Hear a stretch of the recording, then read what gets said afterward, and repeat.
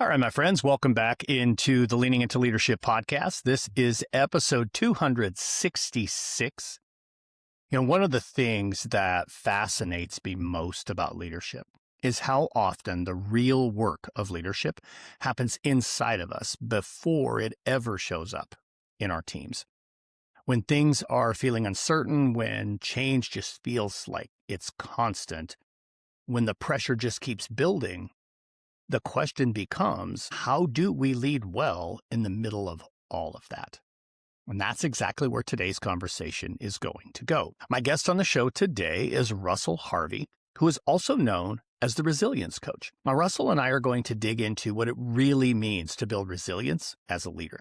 We talk about the world of constant change, what the VUCA framework means for leaders today. You do not want to miss that. And why resilience isn't about doing more, it's really about doing the right things.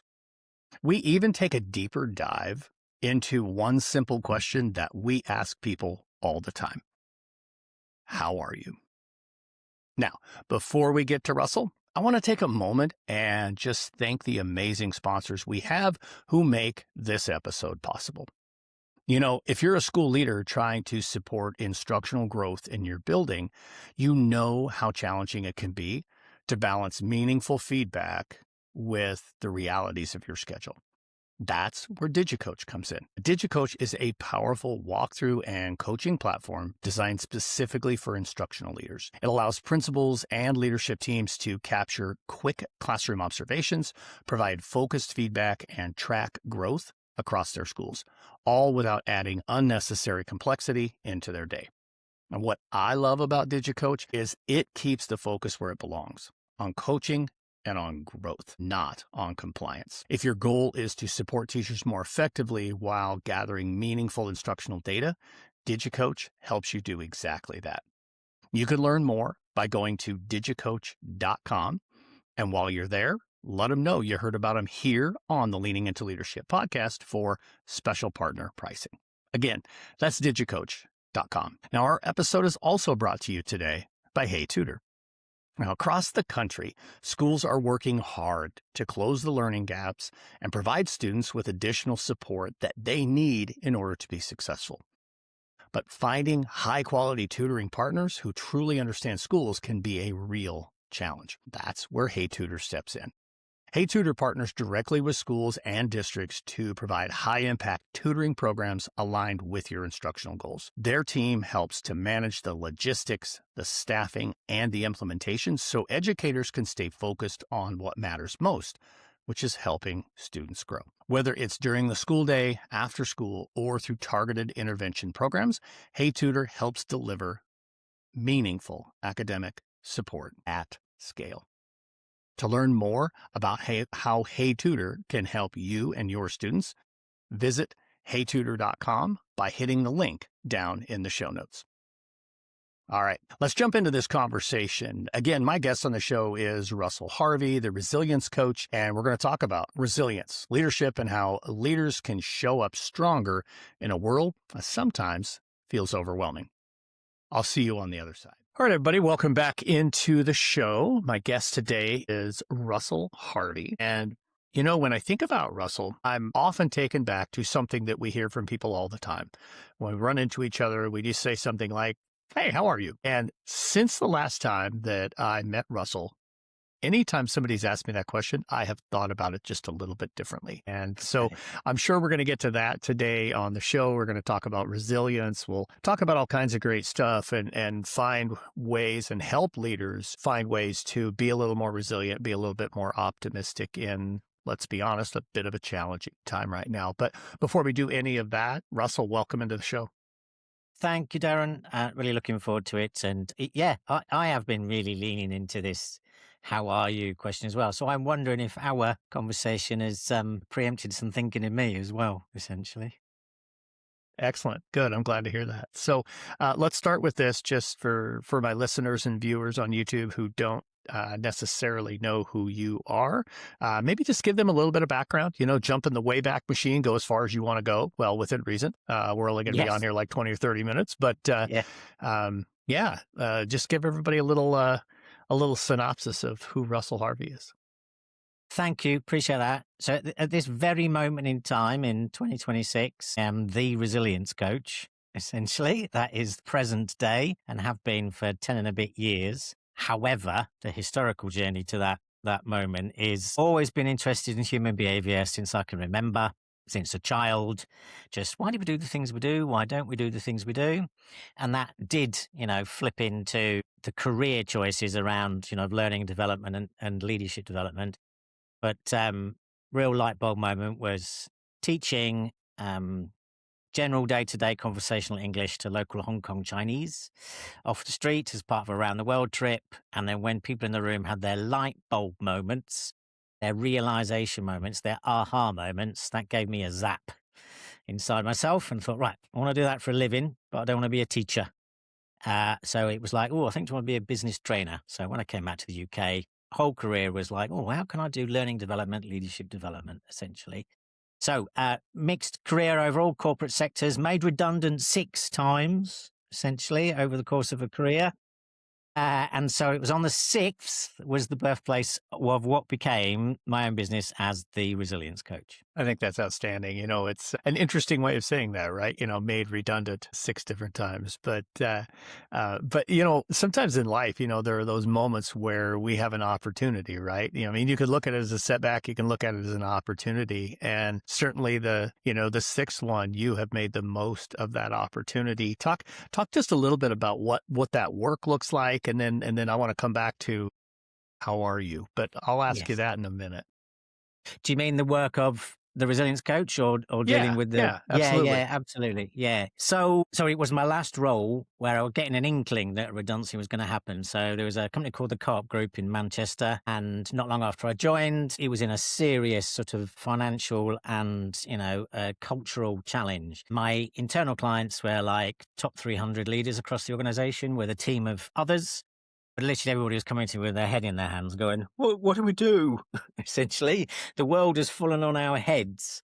And at the time, I had this word resilience and been coming up and this an acronym of VUCA, VUCA, which some people may or may not be familiar with, which is about constant change.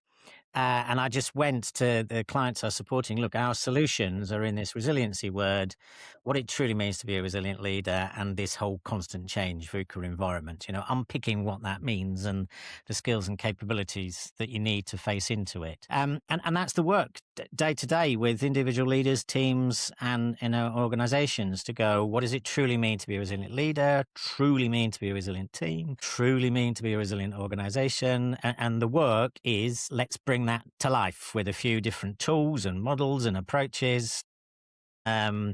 Ultimately, the work right now, one of the dimensions of being resilient is having a purpose. So until August 2025, about 6 or 7 years prior to that, my purpose was to positively affect 100,000 people by the year 2025. And in August 25, achieved that, essentially, which is all light bulb moments learning. So the new updated purpose for 2026 is to champion businesses to be a force for good. And the detail behind that is to try and make every single line management relationship, so anybody that's got somebody that reports into them, chairperson to CEO and everywhere else across the organization, making that relationship as good as it can be under this lens of resilience. That enables people to give a particular answer to the question, how are you? Which we'll come back to. And so that's the glue that holds that all together in terms of my intention each day is everywhere I go is to support leaders that have people that are reporting into them to go, right, how can you make sure that make that as good as it can be? So when I ask you or I ask your team members, how are you? They can give it a certain answer, essentially. Yeah. So let's talk about that. So what are we looking for in that answer? And, this to me, but before I let you answer, when we first talked about this, I recall there's a really, really strong speaker here in the United States, a gentleman named Keith Hawkins. He loves to really, his whole message around how you answer that question. And instead of I'm fine, I'm good, it's better than good. That's his thing, right? Is I'm better than good. So that you have to stop and think rather than just say, I'm fine, I'm fine, I'm fine. But your take on this is a little bit different, which I love. So how Yeah. are you? So right now, my answer is there's an awful lot going on, and I am good. And there are some things that I am finding challenging that I'm still working through, and some things that I'm extremely excited about, essentially. So that's how I am personally today. But ultimately, what the resilient human and leader does, their answer to the question, how are you, is a variation of, do you know what? There's a lot going on and I'm in a good place. So it's everybody that's listening and watching now, it's to go, what is it that you need to do to enable yourself to give that answer to a question? Because a lot of the time people, when they're asked, how are you, they more often not give the answer of like, well, I'm all right if it wasn't for, or I'd be better if so-and-so. Or what I hear a lot would be, well, I'll be all right if my boss wasn't. That's what a lot of answers people give. So it's a case of in there, which I know that we'll talk about, the ability to go, do you know what? There's a lot going on, crazy world, VUCA world, but I'm in a good place. That is also an optimistic answer. It's an answer that includes hope, essentially. Yeah, absolutely. Well, and I think too that in hearing that, and this is something I processed over the last few weeks since our previous conversation, I think there's a lot of inherent trust that is communicated by being able to answer in that way. I Yes. think when that trust doesn't exist between, employee and supervisor, whatever the hierarchy might look like, then you're probably not going to get there's a lot going on, but I'm in a good place, because that's the type of thing I think you're only going to say to somebody that you trust. So maybe have you take that and run just a little bit. Yeah, it will. So the resilient leader has worked on their personal resilience so that they are more open and willing to, do the hard yards with the soft skills with the people that report into them, so that they go, do you know what? I have put myself in a better place so that I've got the energy, the curiosity, the willingness to put the effort in to actually line manage my people differently, better, so that they come in a different place. So when an individual leader may potentially themselves be feeling a little overwhelmed or a bit full on or not got clarity on what they should be doing day to day, it is less likely that they're going to metaphorically walk outside of their office and go to their people and go, so how are you really? What's going on for you? What are some challenges that you're facing and what can I do to support you? Because they are less likely to have the internal energy, strength at that moment in time to want to do that, because their energy is going to be taken up with, I just need to sort myself out first. There's some things I need to think about. So if there's a knock on the door and one of the team comes in and says, oh, can I have a word, boss? There's a possibility they're going to, inside their head, they're going to go, oh, heck, what is this? I haven't got the space for this. Or if you must, come in if you must, rather than, of course you can. What is it? What would you like to talk about, essentially?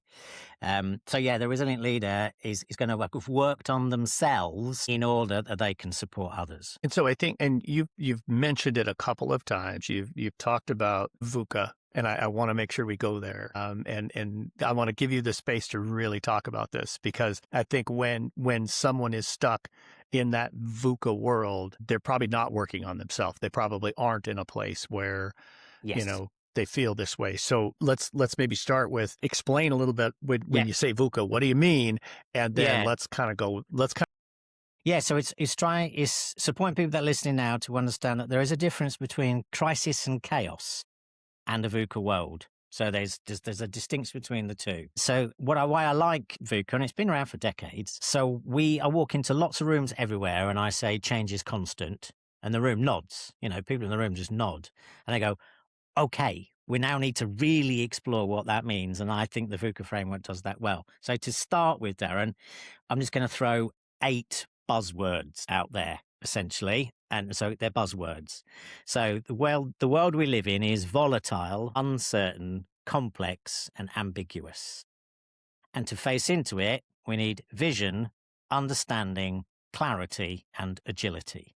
Okay, so they're buzzwords, essentially. But it's VUCA and it's VUCA prime, essentially, and they counteract each other. And when you unpick the definitions of all 8 words, you start to understand much, much better how come change is constant. And then there's a raft of leadership capabilities and peak performance skills that enable you to face into a VUCA world. And those capabilities and performance skills, they link to what does it mean to be resilient?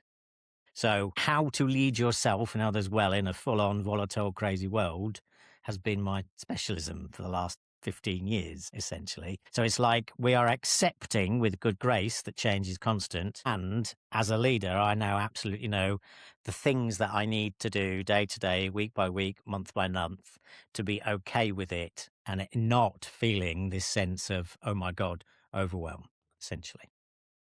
Yeah, absolutely. Well, and I think a big part of what you're talking about, I mean, just that flip from VUCA to VUCA prime. In VUCA prime, it's more, at least to me, this is what I'm hearing. This is a world that I have a little more control of versus over here, this is outside of my scope of control. And I think a lot of leaders, certainly a lot of the leaders that I work with, probably would identify with that VUCA world of volatility and uncertainty, and they sometimes feel stuck there. They feel like there's not a way out. And certainly finding a way to be that resilient leader is how you make your way through that. So navigate us through that. Let's, again, a lot of the folks that I work with who are stuck over on one side of the street, who want to come over to this other side of the street, want to know, how do I build that resilience? Yeah, so just before doing that, so one of the slightly reframes of words. So quite rightly, we talk about we want to feel in control, and absolutely, Stephen Covey's sphere of influence and control is absolutely relevant. But in the VUCA world and the resilient leadership space, there's a slightly different question. It's a case of tell me what's going on, and then my next question is, and how in command of your environment do you feel, rather than in control of it? So actually getting a leader to understand the difference between actually just a general sense of like I'm in command of everything that's going on, rather than I've got a grip on it of control. There's a difference, because and if anybody on here now has enjoys being in control, they struggle with this more, this idea of being in command. But it's a bit of a trust. So if there's any control freaks that are listening now, then I get it that you'll be wobbling a bit, but it's a bit of a trust me moment. A feeling in command of your environment actually gives you a greater sense of control. So I know it's a play on words, but people sort of need to be aware of that. So that's part of the starting point, essentially. And before did you want to come in on that before I sort of talk about the next bit about how you build your resilience, or do you want me to just keep going? I think I do. Yeah.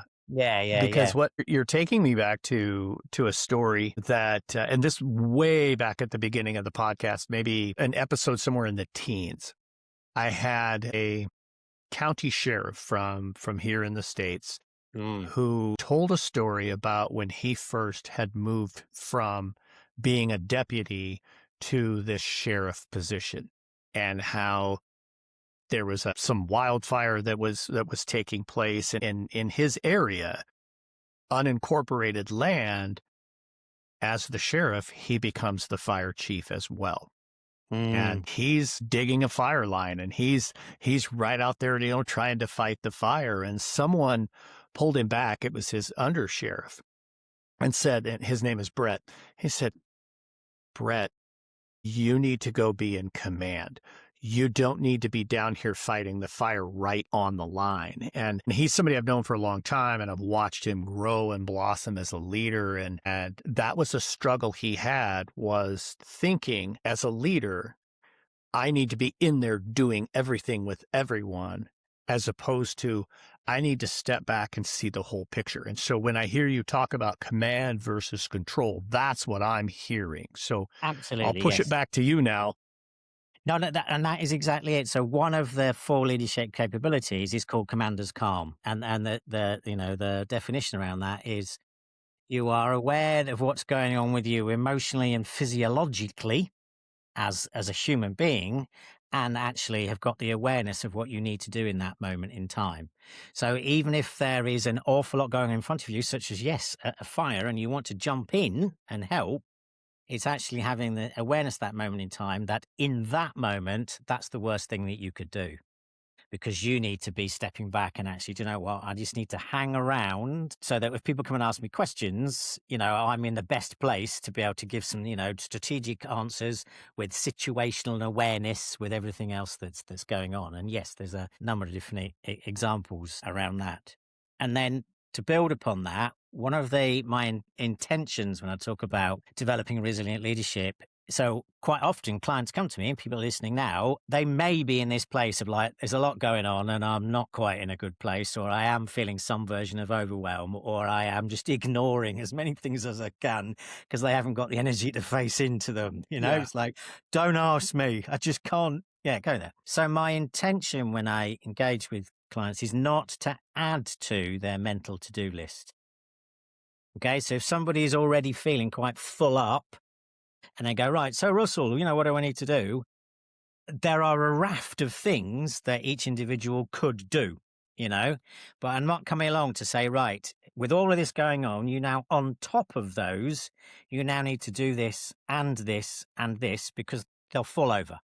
So it's enabling people to understand that, have a first conversation and we talk about what's going on, and it's going, right, let's discuss the useful things that can be to do around building resilient leadership around the resilience wheel that I've mentioned. Then it's going to case of like, so which one of these behaviors are going to choose to do, and what are they going to be instead of? So, as a bare minimum, if somebody comes to me and they're up here, in terms of like, they're feeling full up, it's like, I'm going to drop something away. And then actually, ultimately, you want to feel as though that this is coming down. Your overwhelm and your pressure is coming down. So there are a raft of things that individuals can do to build their personal resilience, which is the 7 aspects of the resilience wheel I keep talking about. But it's like they're not to be added to your current list of things that are on your plate. Is to go, right, you've understood that these behaviors, these activities, these approaches are actually the more useful. So it's going to be, what are you going to stop doing? And what are you going to do instead of that, essentially? So that's definitely my intention. If I do not want to add to anybody's overwhelm when we talk about engaging with their resilience, it's got to be instead of something. I think that's a really important way to phrase that, because so often people will think, I got to take on more. I got to take on more. I got to take on more. And if we can take that intentional pause, one of my favorite protocols that I take leaders through is just a simple start, stop, continue, and consider. Totally. Yeah. And, sometimes being okay with saying, I'm going to stop doing this. And my rule of thumb has always been, you can't put something on your start list if you don't have something on your stop list, because just like you said, it just ends up, taking you from, the water line is above your eyebrows to now the water line is over your head, and you're just not able to, you can only do so much, right? And part of building that resilience, I think, is being mindful of, what am I going to let go of in order to start doing this, so that maybe that water line comes down. Yeah. And so to start with, when I've got a person comes to us chatting with us to try and make their life simpler, as I sort of say, look, okay, for now, I'm going to say a resilient leader is only responsible for 3 things. To sort of go, well, if you wake up each day and go, what am I here to do? Or I'm getting pulled from pillar to post. I've got hundreds of emails or lots of things I've been asked to do. And I go, look, let's just stay for now. You're only responsible for 3 things. So they are to delegate brilliantly to your people based upon their strengths, and remove the blockages to your people performing. That's what you're there to do. Delegate brilliantly to the individual strengths and remove the blockages to them performing. So that's what you're there to do, essentially. The next thing that you're there to do is to build and grow and nurture a resilient team. You're responsible for that. And then potentially the third one should come first, but I need to say it third, essentially, so it lands better. So the third one is that you need to make the decision and the choice to build and grow and nurture your personal resilience for the rest of your life. So I'll say that and people will nod and people will go, that's brilliant. Or they'll go, oh, good God, that sounds terrible. They they will give whatever Yeah. answer they give at that moment in time. And I go, right, shall we have a look at the things that are in your diary and sensor check? How many of those things that you are doing are against these three buckets, these three areas of responsibility? And then we can start to simplify. And then, that third one of like build and grow and nurture your actual personal resilience is where we now need you to find some energy for. Because as a consequence of that, the benefits are you'll have greater clarity and purpose. You'll have a very different mindset. You'll increase your confidence. You'll have more energy. You'll have a better understanding about what you're, there to do. You will tap into your network in a far smarter way. And hundreds of other benefits, essentially, as a byproduct of working on your personal resilience. So, that's the how, essentially. Yeah. And I really like that too. I like that you've boiled it down to just those three things. I think, in fact, I like the order that you have them in because Mm. a lot of leaders who get stuck in overwhelm, who I call it the cycle of chaos, they get stuck there in many ways because they won't Yeah. delegate. Yeah. They're just either back to the command versus control, right? It could be that. It could be lack of trust. Could be that they just don't know how to delegate or they're afraid to put things on other people's plates. But I like that you begin with that because if people aren't able to delegate brilliantly, as you put it, then that's a big part of why they're just so full up because there's just so much that they're doing that should be done by others. And again, the command versus control. I love that command versus control piece. That is just absolutely spot on. And then of course now, okay, I've been able to delegate. I can focus on my team. And now I'm going to focus on myself. What are a couple of things that, let's say I've followed those three. Let's say I'm believing that.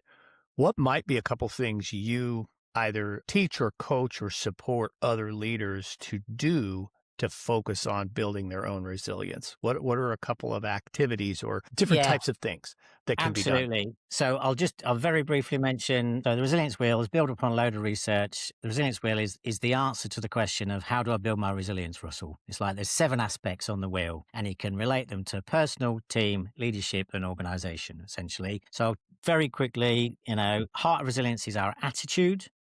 And then the other dimensions of being resilient are having a purpose. They are this word confidence. There's this word adaptability. It's our support network.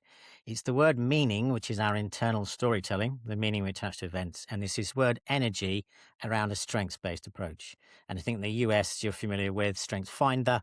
And in the UK, it's Strength Scope, essentially. So, what the individual does is collectively they look at this, we just self-assess their resilience wheel and we just start to nurture each aspect of it. Specifically, only because it's worked really well with some clients recently. For some reason, the purpose one has really resonated with some individuals. So it's that question about what am I genuinely here to do? Now, you only need one purpose, but it's a question you can ask yourself in a number of different environments to gain your one. So I ask my clients around, so, what's your purpose? What's your legacy? What do you want to be known for? What's your leadership purpose? What's your team's purpose, essentially? And having conversations in those spaces with friends, with family, with colleagues, with your team. As a consequence of that, your singular purpose will emerge for you, essentially. And then that is it's like a bedrock. It's like a grounding. It gets your head, your heart, and your gut in alignment, essentially, and it gives you a real sense of self and a sense of identity. And then as a consequence of that, your confidence can build as well. So when you work on one area of the wheel, it has a positive impact upon another area, essentially. And then the other thing to do if when people are feeling overwhelmed, so if we go into the energy space, essentially, do an activity which is the strengths and skills grid, essentially. So people can do this that's listening and watching. Just draw 2 arrows one vertical, one horizontal that, cross over each other. So you have essentially 4 quadrants. Okay. So what you do is on a separate piece of paper or a Post-it note or electronically on a pad, write down everything that you do on a daily, weekly, monthly, quarterly, annual basis in the workplace, essentially. Just make an individual note of it and then start to plot them on this grid. So in the top right of the grid are things that you love doing and are good at.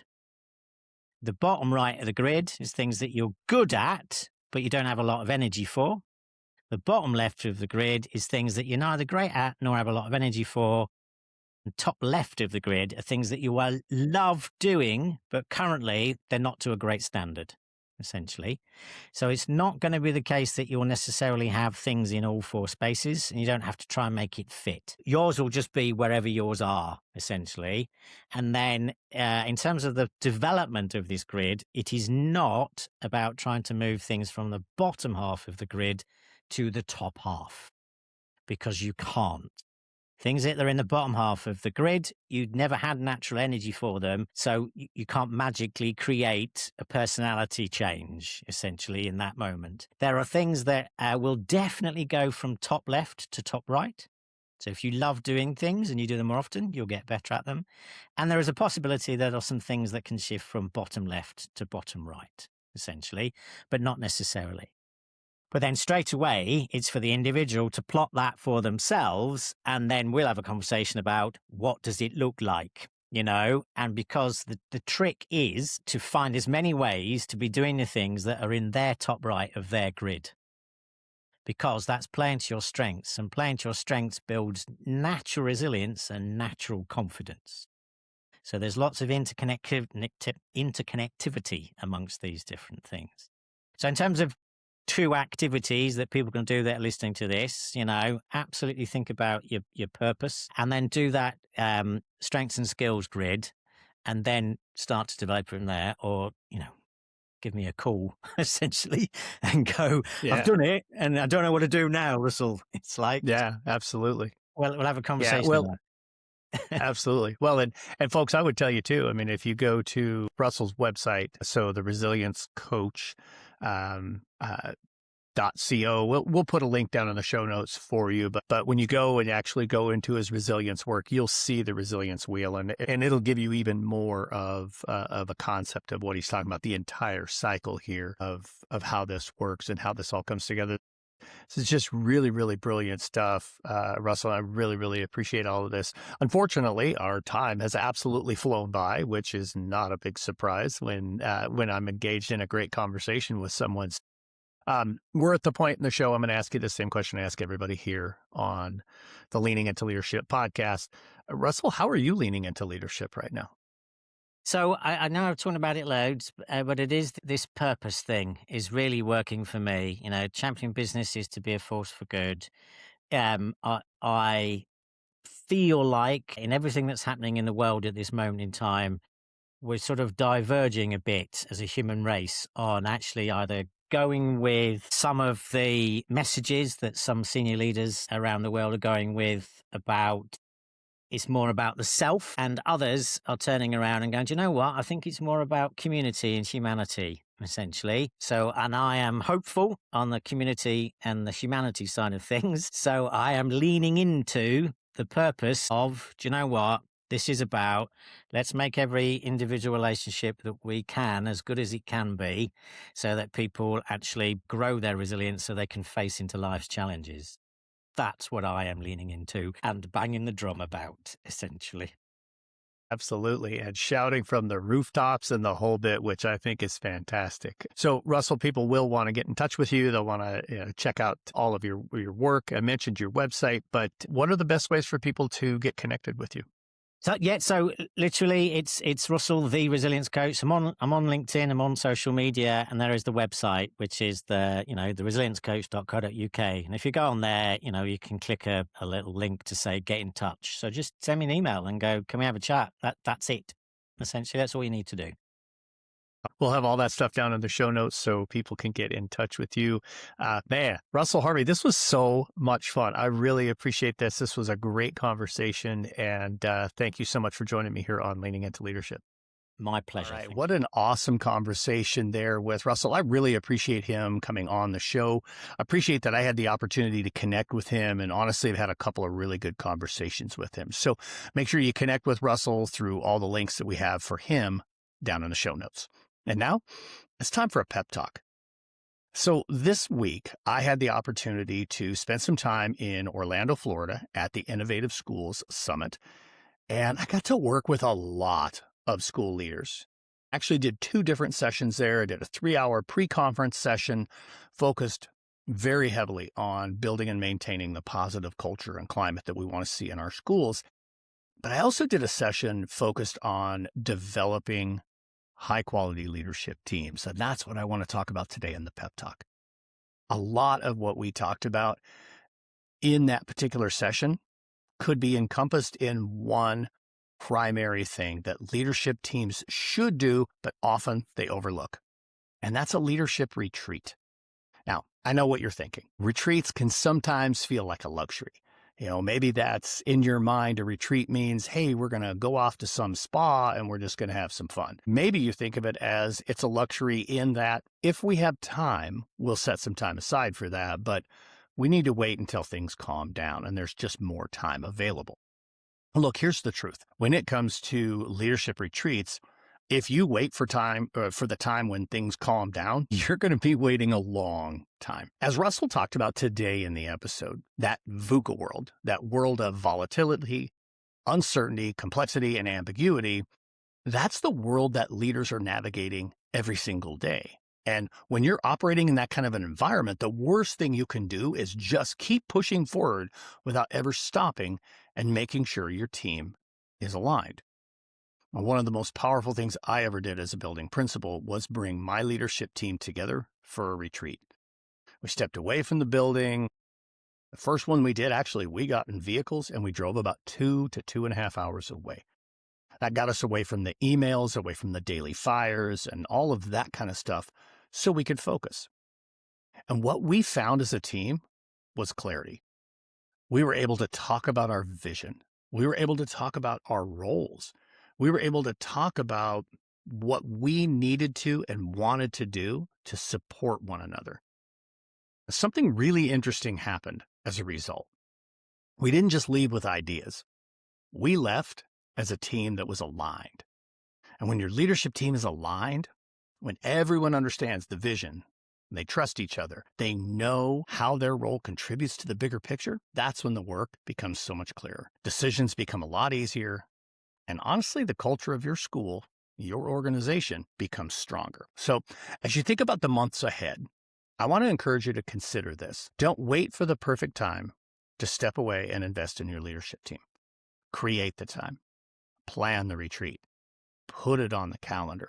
Find someone who can facilitate that, because if you're a member of the team, you can't both facilitate and be a participant in that retreat. You see, sometimes the most productive things a leader can do is pause long enough to make sure everybody is moving in the same direction. And man, when that happens, you're no longer managing the day-to-day. You are truly leading. Look, folks, the leadership retreat is something that not only I believe in super strongly, it's something that I facilitate throughout the course of the summer. If you're interested, reach out, shoot me an email, darrin@roadtoawesome.net, or go to darrinpepper.com and click on the training link.